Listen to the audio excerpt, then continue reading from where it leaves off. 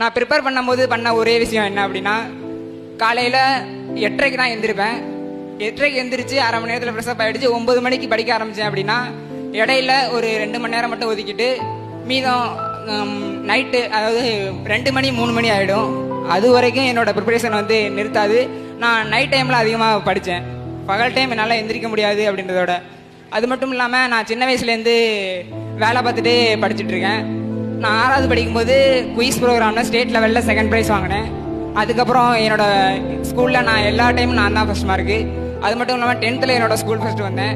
அதுக்கப்புறம் காலேஜில் நான் காலேஜ் படிச்சுட்டு இருக்கும்போது என்னோடய ஜூனியர்ஸுக்கு கிளாஸ் எடுக்கிற அளவுக்கு நான் படிப்பேன்.